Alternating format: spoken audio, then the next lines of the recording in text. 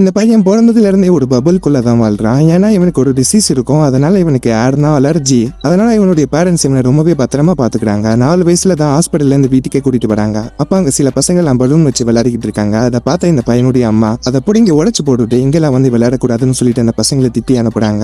அதுக்கப்புறம் அவனை அந்த பபுளோடவே வீட்டுக்குள்ள கூட்டிட்டு போறாங்க. அவனை தொட்டுறதா இருந்தா கூட கையில க்ளோஸ் போட்டுக்கிட்டு தான் தொடுறாங்க. அது மட்டும் இல்லாம அவனுக்கு கடையில விற்கிற ஃபுட் எல்லாம் வாங்கி கொடுத்தா கிருமி தொற்று ஏற்படும் சொல்லிட்டு வீட்லயே அவங்க அம்மாவே அவனுக்கு குக்கீஸ் எல்லாம் ரெடி பண்ணி கொடுக்குறாங்க. இந்த பையன் இப்படி வீட்டுக்குள்ளேயே இருக்கிறதுனால சில சின்ன பசங்க அவங்க வீட்டு பக்கத்துல வந்து அவங்க உடம்பு ஃபுல்லா கவட பொத்திக்கிட்டு இந்த பையனை பயங்கரமா கிண்டல் பண்ணுவாங்க. அது மட்டும் இல்லாம கல்லெல்லாம் தூக்கி அடிப்பாங்க. அதை பார்த்து அந்த பையனுடைய அம்மா ஓசில தண்ணி எடுத்துட்டு போயிட்டு அந்த பசங்க மேல ஃபோர்ஸா அடிச்சு அவனை அங்கிருந்து துரத்தி விடுறாங்க. இப்படியே இந்த பையனும் வீட்டுக்குள்ளேயே இருந்து நல்லா பெரிய ஆளா வளர்ந்துடுறான். ஒரு நாள் விண்டோ வழியா ஒரு காரை கிளீன் பண்ணிக்கிட்டு இருக்க பொண்ணு பார்த்துட்டு அந்த பொண்ணு மேல இவனுக்கு லவ் வந்துடுது. அப்படியே பார்த்துக்கிட்டே இருந்ததுனால அந்த பொண்ணுக்கு இவனை ரொம்பவே பிடிச்சு போயிடுது. அதனால அந்த பொண்ணு ஒரு நாள் இவனை பாக்குறதுக்கு இவனுடைய வீட்டுக்குள்ளேயே வரா. முதல் முறையா ஒரு பொண்ணை கிட்ட பாக்க